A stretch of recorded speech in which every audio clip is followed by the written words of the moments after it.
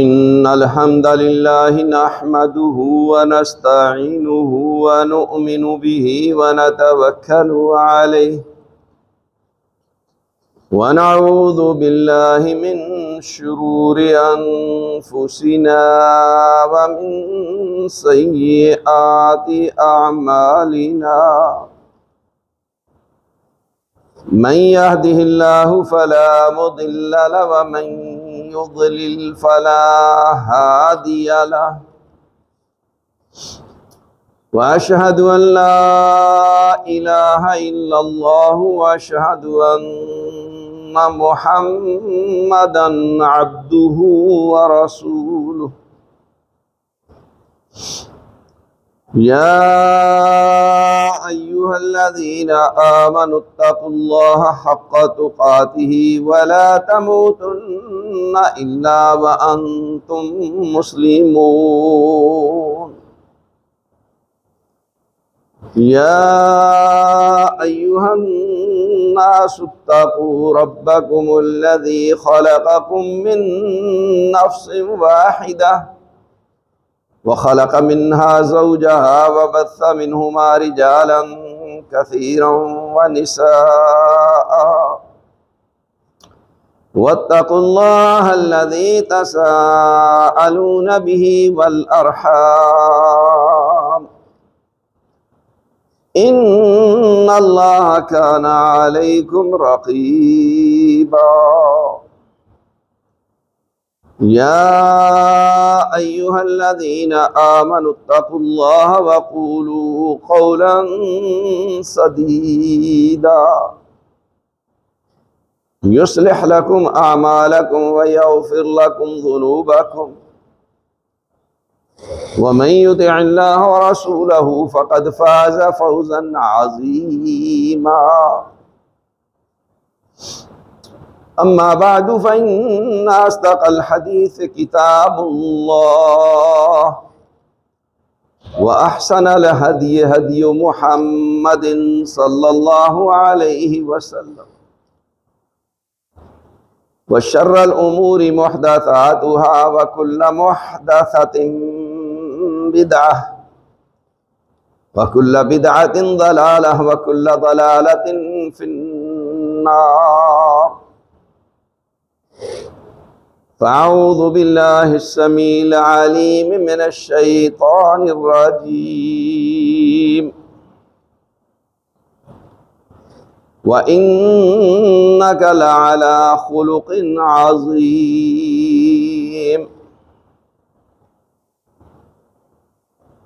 میرے بھائیو اور دوستو، ہمارا آج کا موضوع ہے حسن اخلاق۔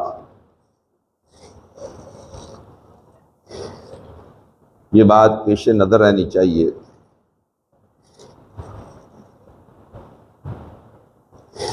کہ حقوق اللہ اور حقوق العباد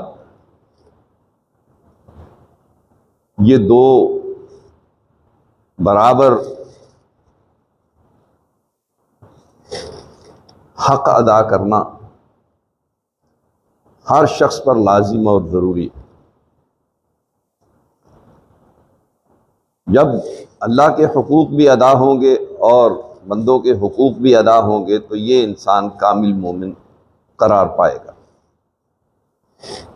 ہمارے معاشرہ میں افراط اور تفریط پائی جاتی ہے۔ ایک گروہ حقوق اللہ پر بہت زیادہ توجہ دیتا ہے اور دوسرا گروہ حقوق العباد پر توجہ دیتا ہے، جبکہ دونوں چیزیں ہی لازم و ملزوم ہیں۔ تو یہ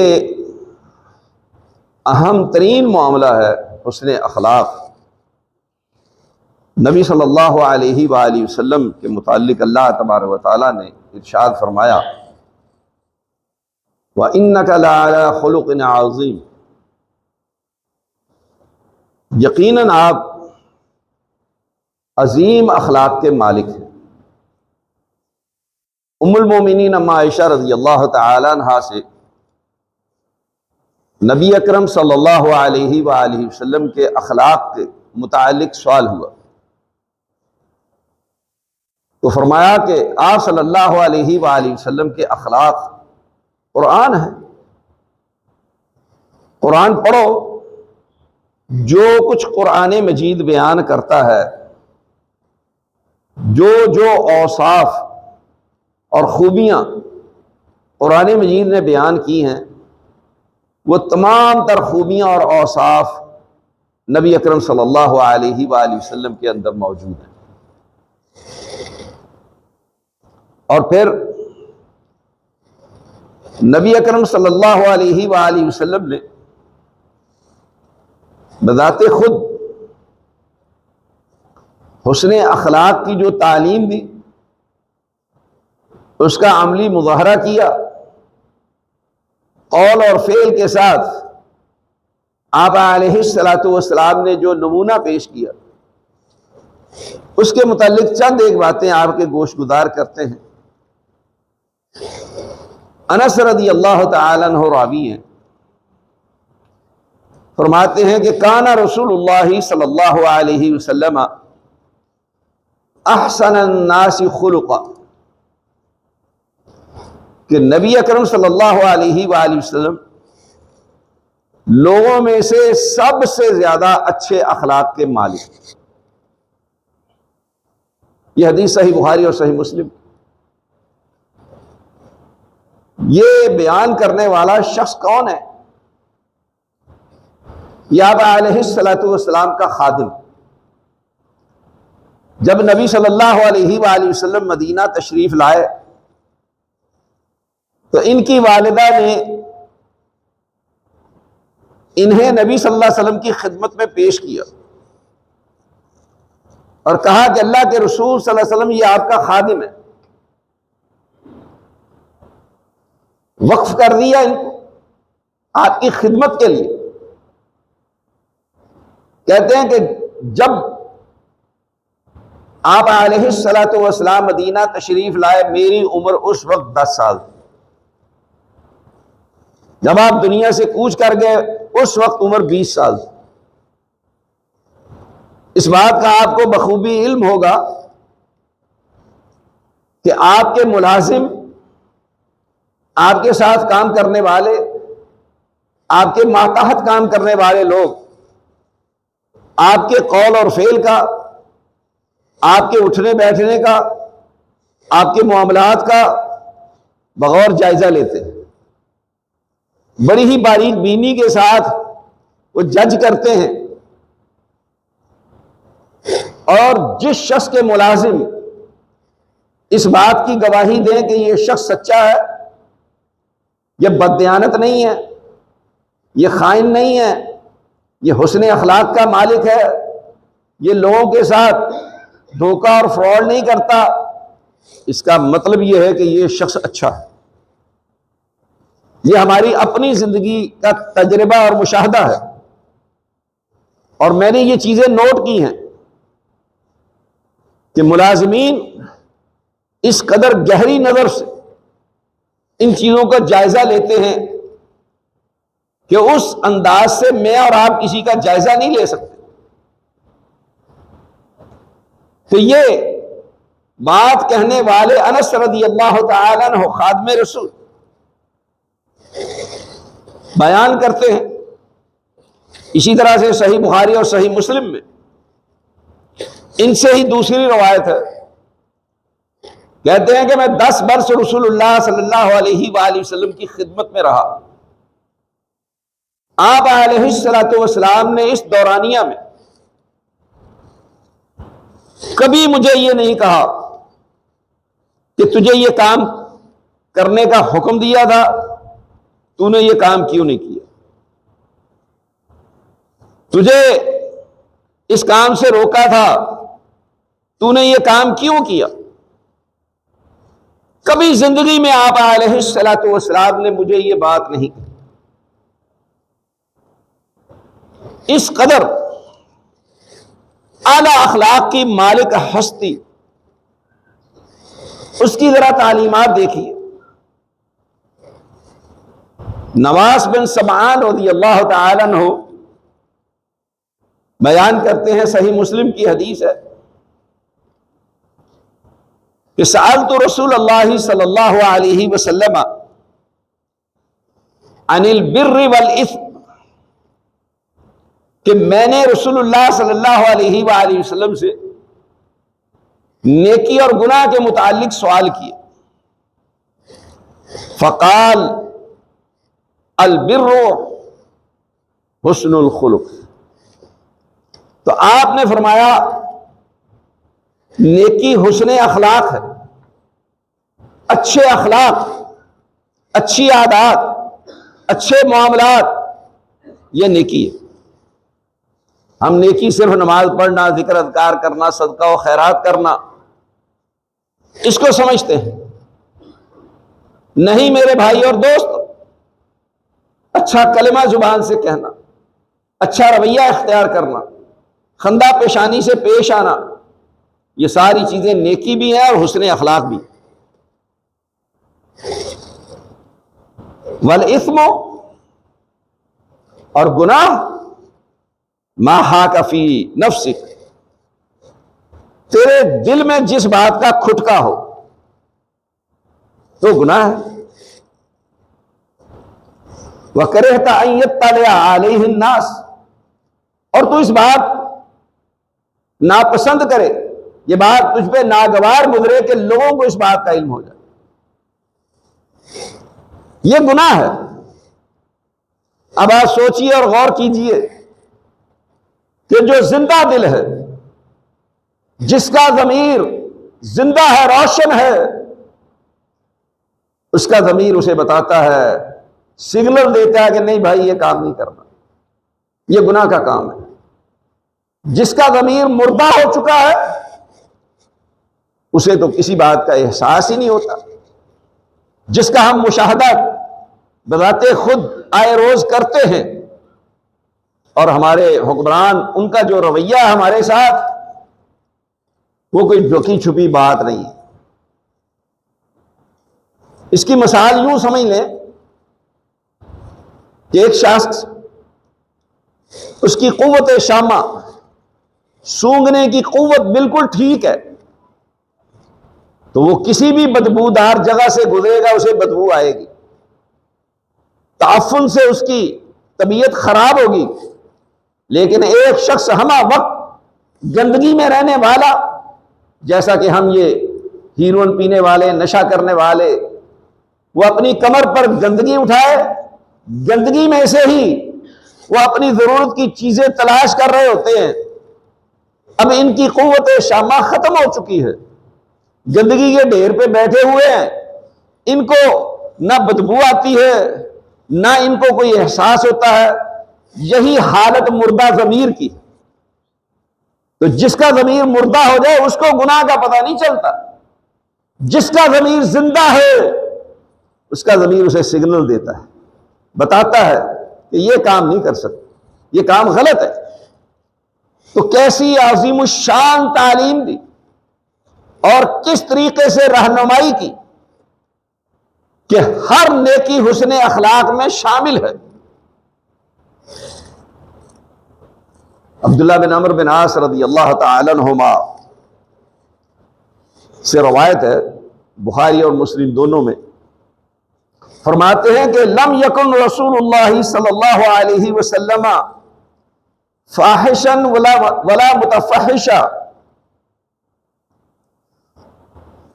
وکان یقول ان من خیارکم احسنکم اخلاقا.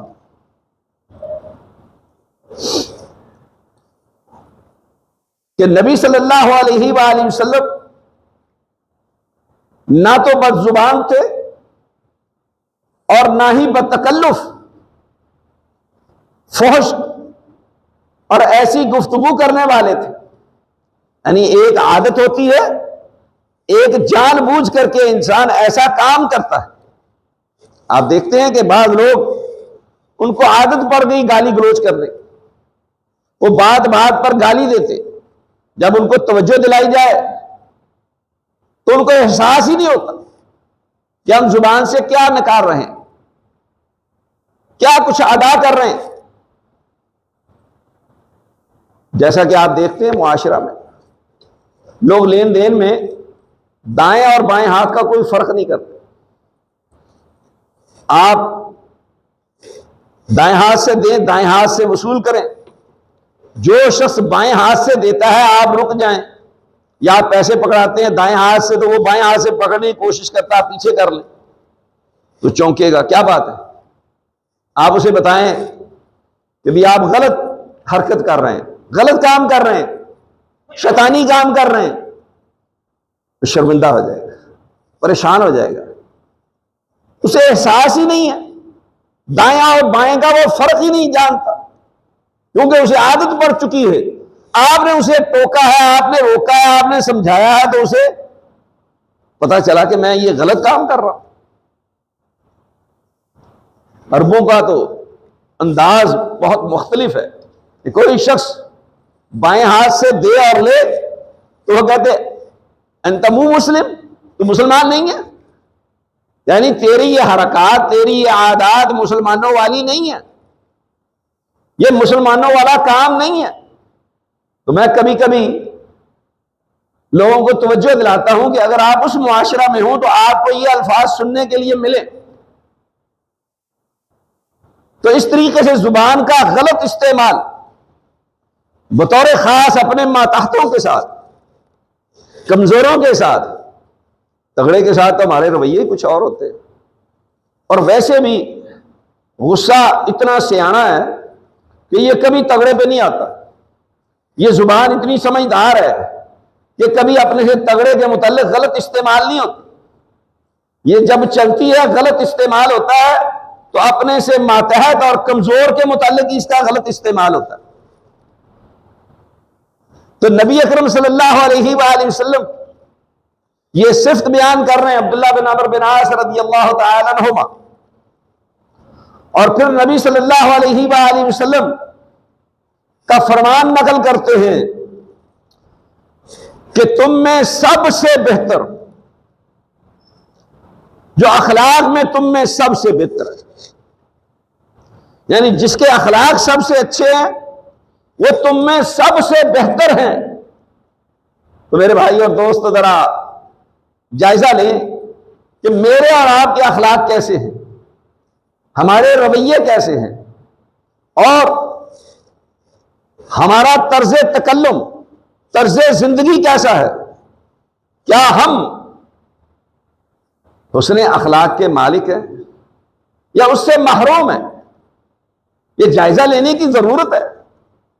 یہ روز مرہ کے معاملات ہیں، کوئی وقتی معاملہ نہیں ہے، خاص لوگوں کے ساتھ نہیں ہے۔ ہر شخص اس کا پابند ہے کہ اپنی زندگی میں ان چیزوں کو اپنائے۔ ابو درداء رضی اللہ تعالی عنہ سے روایت ہے، فرماتے ہیں کہ ان النبی صلی اللہ علیہ وسلم قال ما من شيء اثقل في میزان المؤمن یوم القیامت من حسن الخلق، کہ قیامت کے دن میزان میں مومن آدمی کا عمل کا سب سے زیادہ جس چیز کا وزن ہوگا وہ حسن اخلاق، جس کو ہم کوئی اہمیت نہیں دیتے، کوئی ویلیو نہیں ہے ہمارے نزدیک، سب سے زیادہ وزن والی، سب سے زیادہ بھاری چیز، سب سے زیادہ ثقیل چیز حسن اخلاق کو قرار دیا۔ اللہ اکبر۔ وَإِنَّ اللَّهَ يُبْغِضُ الْفَاحِشَ الْبَذِيَّ، اور بے شک اللہ تبارک و تعالی بد کلامی کرنے والے، بد زبانی کرنے والے، فضولیات بکنے والے، بکواس کرنے والے شخص کو پسند نہیں کرتے۔ فحش گوئی کرنے والے شخص کو اللہ تبارک و تعالیٰ پسند نہیں کرتا۔ یہ لوگ اللہ تبارک و تعالیٰ کو پسند نہیں ہیں۔ مجھے ایک دن ایک دکان پہ جانے کا اتفاق ہوا، وہ آدمی 10 سال سے وہاں پہ کام کر رہا ہے، وہ شکایت کر رہا ہے کہتا جی جو آدمی ہمارے اوپر مقرر ہے وہ اوپر مالک کو جو یہاں نہیں ہوتا اس کو غلط شکایتیں کرتا ہے. کہتے اس نے زندگی میں کبھی ایسی زبان استعمال نہیں کی. کہتا اب وہ گروپ میں ملازمین کا گروپ بنا ہوا اس میں گالیاں دیتا ہے. کہتا ہم تو حیران ہو گئے کہ کیا اسے فیڈ کیا جا رہا ہے اور کیسی وہ زبان استعمال کر رہا. اب یہ شخص بھول چکا ہے کہ جتنی گالیاں تم ان لوگوں کو دلوا رہے ہو یہ ساری گالیاں تمہارے کھاتے میں جمع ہو رہی. ایک بات. دوسری بات یہ ہمیشہ ذہن میں رکھنی چاہیے کہ اللہ تبارک و تعالیٰ کی جب گرفت آئے گی تو یہ شخص سب سے گندا ترین ثابت ہو, سب سے زیادہ ناپسندیدہ ہوگا. یہ اللہ کا قانون ہے, اللہ کا اصول اور ضابطہ ہے.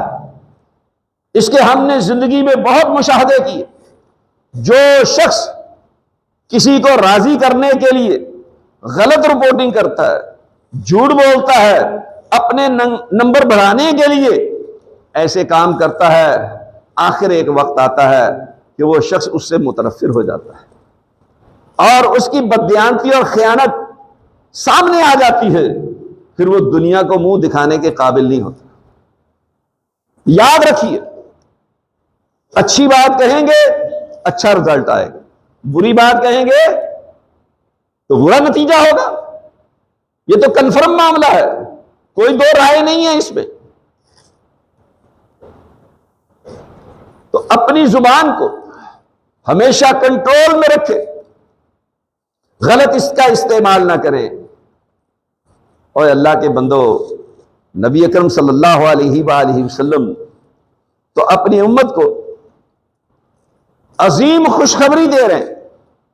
آپ علیہ الصلوۃ والسلام نے فرمایا, ابو امامہ باہلی رضی اللہ تعالی عنہ راوی ہیں کہ قال رسول اللہ صلی اللہ علیہ وسلم, کہ رسول اللہ صلی اللہ علیہ وآلہ وسلم نے فرمایا, انا زعیم بیت فی ربض الجنہ, میں جنت کے کنارے پر, اس کی ایک سائڈ پر جنت کا ضامن ہوں.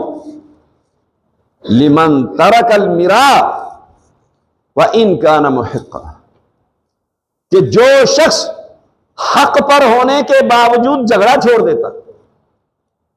کیسی عظیم خوشخبری دی ہے, عظیم بات کہی ہے. حق پر ہونے کے باوجود جھگڑے سے بچنے کے لیے اجتناب کرتا ہے یا اپنا حق چھوڑ دیتا ہے. چلو یار جلدی کرو, دفع کرو, کیا لینا دینا, ٹھیک ہے جی. تو اللہ تبارک و تعالی کہ رسول صلی اللہ علیہ وسلم فرماتے ہیں کہ میں ضامن ہوں. یہ دنیا والے ضامن نہیں ہیں جو ضمانت دے کر کے مکر جاتے ہیں. ہمارے معاشرہ میں ضمانت کا مقصد ہی فوت ہو چکا ہے. لوگوں کو اس بات کا علم ہی نہیں ہے کہ ضامن کا مطلب یہ ہوتا ہے کہ جس کی آپ نے ضمانت دی ہے, اگر وہ شخص وعدہ پورا نہیں کرتا, وہ وقت مقررہ پر اس شخص کی رقم ادا نہیں کرتا, تو آپ نے اس کی جگہ پر وہ رقم ادا کرنی ہے. یہ تفصیلی گفتگو پچھلے سال ہم نے انہی دنوں میں قرض کے حوالے سے گفتگو کرتے ہوئے بیان کی تھی. تو لہذا آپ صلی اللہ علیہ وآلہ وسلم ایسے شخص کے لیے بیان فرماتے ہیں کہ میں ضامن ہوں کہ حق پر ہونے کے باوجود جو شخص جھگڑے سے بچنے کے لیے اپنا حق چھوڑ دیتا ہے. اور دوسری بات,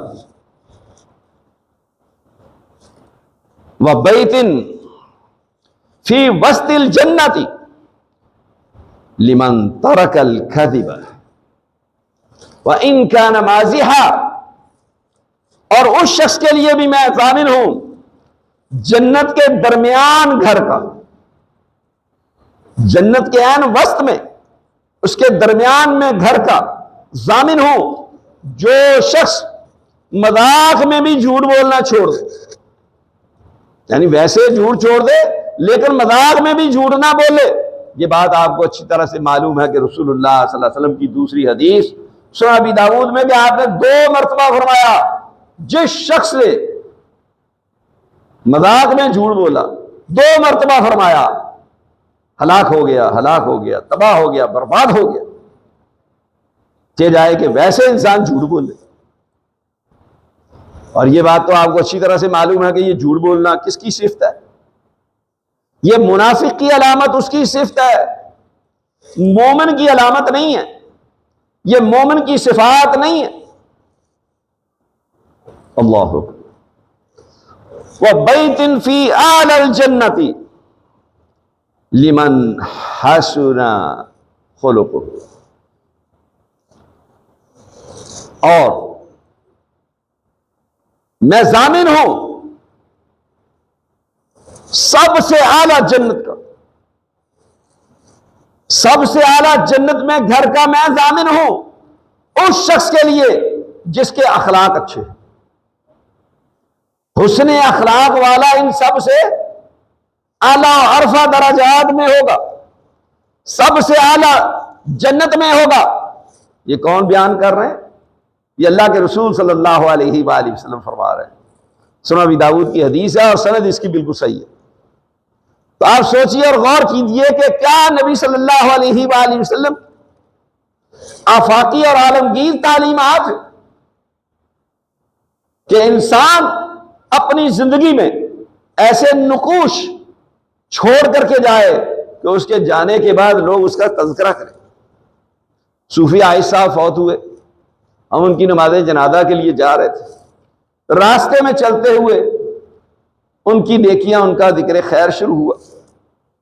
اس دوران میں مفتی اعظم سعودی عرب شیخ ابن باز رحمہ اللہ کا ذکر شروع ہوا، ان کے حسن اخلاق کا ذکر ہوا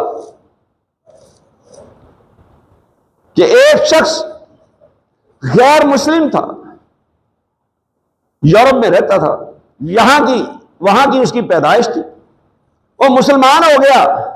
مسلمان ہونے کے بعد وہاں کسی عالم دین نے، عرب عالم نے اس کو مشورہ دیا کہ تم سعودیہ جاؤ، ریاض میں جا کر کے شیخ ابن باز صاحب کے پاس کچھ دن رہو۔ وہ شخص وہاں سے سفر کرتا ہے، ریاض شہر میں آتا ہے، مفتی اعظم کے پاس کچھ دن قیام کرتا ہے، پھر واپس جاتا ہے۔ وہ تبصرہ کرتا ہے، وہ کہتا ہے شیخ ابن باز صاحب اتنے اچھے ہیں تو نبی صلی اللہ علیہ وآلہ وسلم کتنے اچھے ہوں گے۔ یعنی ان کے اخلاق سے اس قدر وہ متاثر ہوا اور وہ سوچتا ہے کہ یہ آپ کا امتی ہے، ایک عالم دین ہے اور صدیوں بعد آنے والا شخص ہے، اس کے اخلاق اس قدر اچھے ہیں۔ وہ کہتا ہے کہ نبی صلی اللہ علیہ وسلم کے اخلاق کس قدر عالی ہوں گے، آپ کس قدر بہتر اور اچھے ہوں گے۔ اس پر ان اخلاق کا اثر ہوا۔ ایک بات کر کے بات کو آگے بڑھاتے ہیں۔ شیخ صاحب کے گھر میں ایک شخص چور داخل ہو گیا چوری کرنے کے لیے، اس کو پکڑ لیا، پکڑ کر کے شیخ صاحب کے سامنے پیش کیا، پوچھا اس سے، پاکستانی تھا چور، پوچھا تو نے چوری کیوں کی؟ اس نے کہا میرے پاس کھانے کے لیے کچھ نہیں تھا، میری ماں بیمار ہے، وہ ہسپتال میں ہے، میں بہت پریشان تھا تو میں داخل ہوا کھانا کھانے کے لیے۔ شیخ صاحب نے کہا اس کو کھانا کھلاؤ، اس کو کھانا کھلایا گیا۔ پھر شیخ صاحب نے پوچھا تیری والدہ کہاں داخل ہے؟ اس نے بتایا، کہا کہ اس کی دیکھ بھال کرو، پھر اس کو خرچہ دیا، پھر اس کی بیماری کے علاج کے لیے تمام تر اخراجات برداشت کیے اور اس کے علاوہ بھی اس کی مدد کی۔ کہا کہ یہ ضرورت مند تھا، ہماری سستی اور کوتاہی ہے کہ یہ اپنی مجبوری کی وجہ سے گھر میں داخل ہوا کھانا کھانے کے لیے، اس کو کھانا کھلایا، اس کے ساتھ یہ اچھا سلوک کیا، ایسے معاملات کیے۔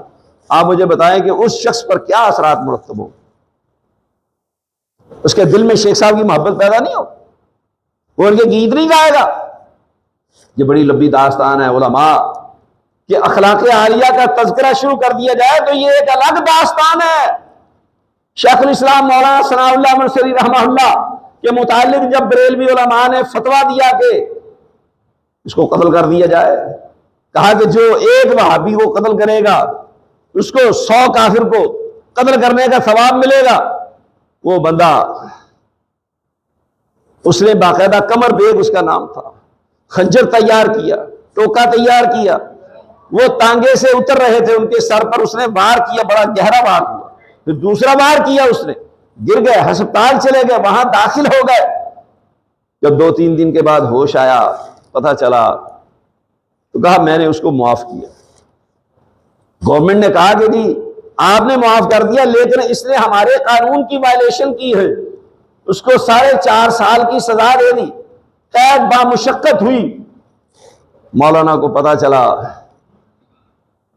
اس کے گھر والوں کا پتہ کیا، پوچھا ان سے، جن مولویوں نے یہ ترغیب دی تھی، یہ حرکت کروائی تھی، کسی نے جا کر کے اس کے اہل خانہ کی خبر گیری نہیں کی۔ 4.5 سال تک مسلسل مولانا اس کے گھر میں ضروریات اور اخراجات پورے کرتے رہے، خرچہ بھیجتے رہے۔ جب وہ رہا ہو کر کے آیا تو گھر والوں نے کہا کہ پہلے جا کر کے مولانا سے معافی مانگو، ہمارے لیے کوئی انتظام کر کے گیا تھا، ان مولویوں نے تو ہماری خبر گیری نہیں کی، تجھے پتا ہے کہ ہمارے اخراجات کون پورے کرتا تھا؟ جب اس کو بتایا گیا تو آیا، اور آ کر کے اس نے معافی بھی مانگی، اور حدیث ہو گیا، اس کا پورا تذکرہ جو ہے وہ موجود ہے، پورا خاندان آج بھی اس کا موجود ہے، حدیث ہے سارے لوگ۔ یہ ہے حسن اخلاق جس کی اللہ کے رسول صلی اللہ علیہ وآلہ وسلم نے تعلیم دی ہے۔ جو شخص بھی اس کو اپنائے گا اس کے معاشرہ پر بہترین اثرات مرتب ہوں گے۔ اللہ اکبر۔ تو میرے بھائی اور دوستو، ذرا سوچیں اور غور کریں کہ نبی اکرم صلی اللہ علیہ وآلہ وسلم نے فرمایا، ترمذی اور صحیح ابن حبان کی روایت ہے کہ قال سئل رسول اللہ صلی اللہ علیہ وسلم ان اکثر ما يدخل ناس الجنہ، کہ سب سے زیادہ لوگ جنت میں کس بنا پہ داخل ہوں گے؟ تو آپ علیہ الصلوۃ والسلام نے جو جواب دیا یہ انتہائی اہم اور قابل غور ہے، الفاظ انتہائی مختصر ہیں، اتنی جامع بات کہہ دی۔ اللہ اکبر۔ فرمایا تقوی اللہ و حسن الخلق، اللہ کا خوف، اللہ کا ڈر اور حسن اخلاق، ان 2 خوبیوں کی وجہ سے اکثریت جنت میں داخل ہوگی۔ اور تقوی اللہ کہہ کر کے حقوق العباد بیان کر دیے، حقوق اللہ بیان کر دیے، اور حسن الخلق حقوق العباد، اور 2 چیزوں کی بنیاد ہے نا دین کے، حقوق اللہ ہے یا حقوق العباد ہے۔ تو تقوی اللہ کہہ کر کے اللہ کے حقوق، جو شخص اللہ تبارک و تعالیٰ کا تقوی اختیار کر لیتا ہے، آپ بتائیں کہ وہ اللہ کے حق میں کوئی کوتاہی کرے گا، کوئی سستی کرے گا؟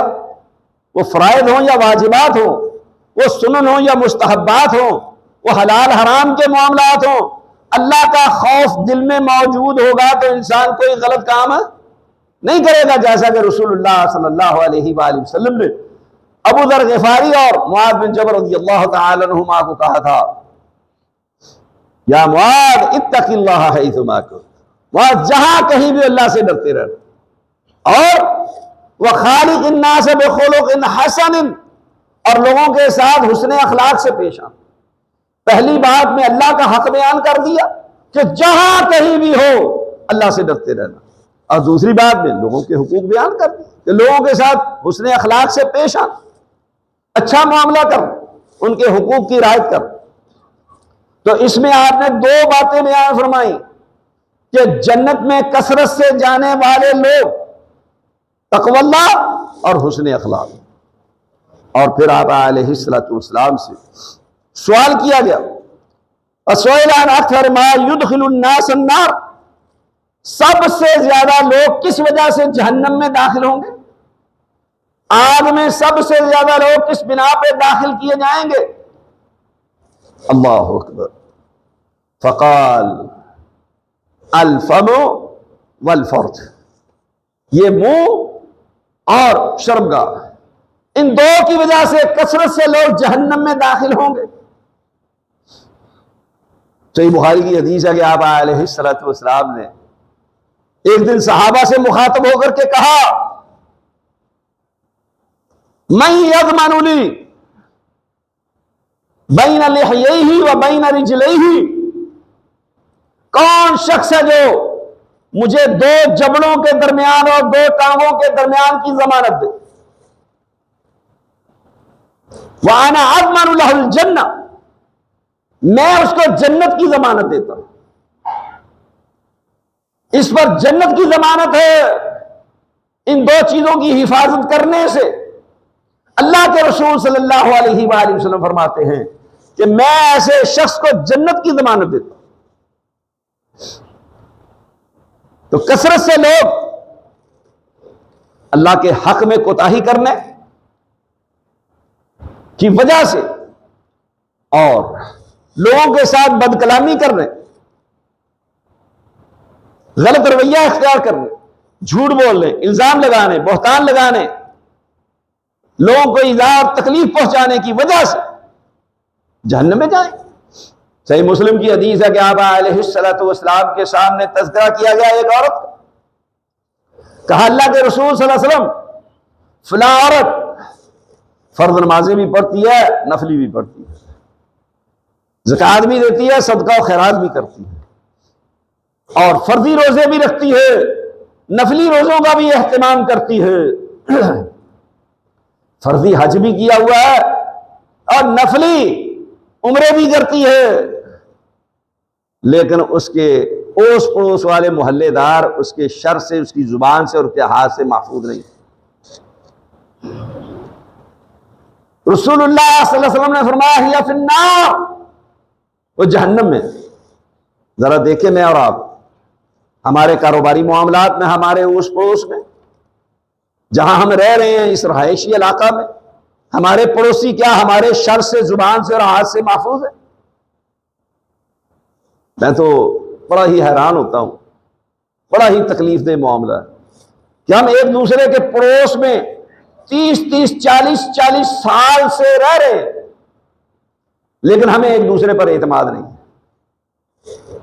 نہ اپنی عزت کے معاملہ میں، نہ اپنے گھر بار کے معاملہ میں، نہ اپنے بچوں کے معاملہ میں، نہ لین دین کے معاملہ میں۔ کیا آپ کا پڑوسی آپ سے آ کر کے کوئی 1,00,000 2,00,000 روپیہ ادھار مانگے، آپ دینے کے لیے تیار ہیں؟ کیا جی؟ اور دیں گے بھائیو، کیا وجہ ہے؟ آپ جا کر کے مانگے وہ نہیں دے گا، وجہ کیا ہے؟ اس کا مطلب یہ ہے کہ ہمیں ایک دوسرے پر اعتماد نہیں، ہمارے رویے، ہمارے معاملات یہ سارے ایسے کہ جو ہمارے ان معاملات کو مشکوک بنائے ہوئے ہیں، کوئی ہمارے اوپر اعتبار کرنے کے لیے تیار نہیں ہے۔ اللہ اکبر۔ تو اپنی زبان اس پہ کنٹرول کرنا ہے، اس کو قابو میں رکھنا، یہ جنت میں جانے کا باعث ہے، جہنم سے بچنے کا باعث ہے۔ اور دو ٹانگوں کے درمیان، اس سے آپ کو پتا ہے پھر جو نتائج نکلتے ہیں ہماری زبان میں، ضرب المثل ہے، زنا میں فنا ہے، جہاں یہ برا کام ہوتا ہے وہاں سب کچھ تباہ و برباد ہے، کچھ بھی باقی نہیں رہتا، دنیا اور آخرت سب کچھ برباد ہو جاتے ہیں۔ تو اللہ تبارک و تعالی ہمیں ان برائیوں سے بچنے کی توفیق عطا فرمائے اور اچھے اخلاق اپنانے کی توفیق عطا فرمائے۔ ابو ہریرہ رضی اللہ تعالی عنہ سے ہی سنن ترمذی اور صحیح ابان میں، ابن حبان میں روایت ہے کہ قال رسول اللہ صلی اللہ علیہ وسلم اکمل المؤمنین ایمانا احسنهم خلقا وخیارکم خیارکم لنسائهم۔ اللہ اکبر، کیسی شاندار تعلیمات، کیا بات فرما دیا آپ نے۔ فرمایا سب سے زیادہ مومنوں میں سے کامل ایمان والا وہ شخص ہے کہ جس کے اخلاق سب سے اچھے، اور تم میں سب سے بہترین کہ جو عورتوں کے حق میں بہترین ہے، جو عورتوں کے حق میں سب سے اچھا ہے۔ اللہ اکبر۔ خیرکم خیرکم لأہلی وانا خیرکم لأہلی، فرمایا تم میں سب سے اچھا وہ شخص ہے جو اپنے اہل خانہ کے حق میں سب سے اچھا ہے۔ پھر آپ فرماتے ہیں کہ میں اپنے اہل خانہ کے حق میں سب سے بہتر ہوں، سب سے اچھا۔ قاضی سلیمان منصور پوری نے رحمت للعالمین لکھی، بڑی ہی عجیب نبی صلی اللہ علیہ وسلم کی سیرت اور ہر اعتبار سے آپ علیہ الصلوۃ والسلام کی سیرت کے پہلوؤں کو ڈسکس کیا انہوں نے۔ بہت عمدہ کتاب ہے۔ وہ ایک جگہ لکھتے ہیں کہ نبی صلی اللہ علیہ وآلہ وسلم کے اوصاف حمیدہ کہ آپ علیہ الصلوۃ والسلام اپنی بیویوں کو خوش رکھتے ہیں، ان کی رضامندی کے متلاشی ہیں۔ وَتَبْتَغِي مَرْضَاتَ أَزْوَاجِكَ، قرآن نے اس کو بیان کیا، یہ آپ کا وصف ہے کہ آپ اپنی بیویوں کو خوش رکھنے کی کوشش کرتے ہیں، اس کی رضامندی تلاش کرتے ہیں۔ یہ آپ صلی اللہ علیہ وآلہ وسلم یہ اخلاق عالیہ اگر تعلیم دی ہے تو خود اس پر عمل پیرا ہیں۔ اللہ اکبر۔ میرے بھائی اور دوستو، یہ جو کچھ آپ کے سامنے گزارشات پیش کی جا رہی ہیں، ان کا مقصد یہ ہے کہ ہماری زندگی کے اندر یہ اچھے اخلاق آنے چاہیے، اچھی عادات اپنانی چاہیے۔ یہ نیکی جس کو رسول اللہ صلی اللہ علیہ وسلم نے قرار دیا، اس کو لازم کر لیا جائے، بری عادات، برے اخلاق اور برے قول اور فعل سے اپنے آپ کو بچایا جائے۔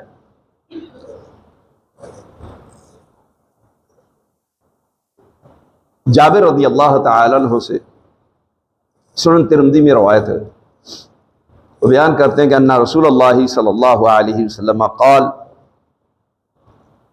ان من احبکم الی واقربکم منی مجلسا یوم القیامہ احاسنکم اخلاقا، احاسنکم اخلاقا، کہ تم میں سے سب سے زیادہ میرے نزدیک محبوب اور تم میں سب سے زیادہ مجلس کے اعتبار سے قیامت کے دن میرے قریب وہ شخص ہوگا جس کے تم میں سے سب سے اخلاق اچھے ہوں، جو حسن اخلاق کا مالک ہوگا۔ وَإِنَّ أَبْغَضَكُمْ إِلَيَّ وَأَبْعَدَكُمْ منی یوم القیامہ، اور تم میں سب سے زیادہ میرے نزدیک ناپسندیدہ اور تم میں سب سے زیادہ مجھ سے دور قیامت کے دن کون شخص ہوگا؟ الثرثارون والمتشدقون، بہت زیادہ باتونی، بے مقصد بولتے جانا، والمتشدقون، اور بتکلف باتیں کرنا، گالیں پھلا پھلا کر کے باتیں کرنا، والمتفاہقون، اور متکبر، تکبر سے گفتگو کرنے والا، باتیں بنا بنا کر کے تکبر کرتے ہوئے گفتگو کرنا۔ قالوا یا رسول اللہ قد علمنا، تو صحابہ نے کہا اللہ کے رسول صلی اللہ علیہ وسلم ہم نے سرسارون کو تو جان لیا، متشدقون کا تو ہمیں پتہ چل گیا، یہ متفاہقون کون ہیں؟ تو آپ علیہ الصلوۃ والسلام نے فرمایا المتکبرون، یہ تکبر کرنے والے، متکبرانہ انداز سے گفتگو کرنے والے، الفاظ ادا کرنے والے، لوگوں کو اپنے سے حقیر سمجھنے والے۔ تکبر کی آپ نے تعریف ہی یہ کی ہے، فرمایا کہ بطر الحق وغمت الناس، حق بات کو ٹھکرا دینا اور لوگوں کو اپنے سے حقیر سمجھنا۔ تو یہ چیز آپ دیکھ لیں کہ کیا ہمارے اندر ایسی چیزیں موجود ہیں، یہ کوتاہیاں موجود ہیں تو ان کو دور کریں۔ اور وہ اپنے اندر اوصاف پیدا کرنے کی کوشش کرے جس کے ذریعے سے ہم نبی صلی اللہ علیہ وآلہ وسلم کے محبوب بن جائیں، آپ کے مقربین میں شامل ہو جائیں، قیامت کے دن آپ صلی اللہ علیہ وآلہ وسلم کا ہمیں قرب، ساتھ، محبت حاصل ہو جائے، جس کا نتیجہ یقینی ہے کہ پھر اللہ تبارک و تعالیٰ ہمارے گناہ بھی معاف کرے گا، جنت میں داخل بھی کرے گا، جہنم سے محفوظ بھی کرے گا، اور رسول اللہ صلی اللہ علیہ وسلم کی شفاعت کے حقدار بھی بنیں گے۔ تو اللہ تبارک و تعالیٰ مجھے اور آپ کو عمل کی توفیق عطا فرمائے۔ وآخر دعوانا ان الحمد للہ رب العالمین۔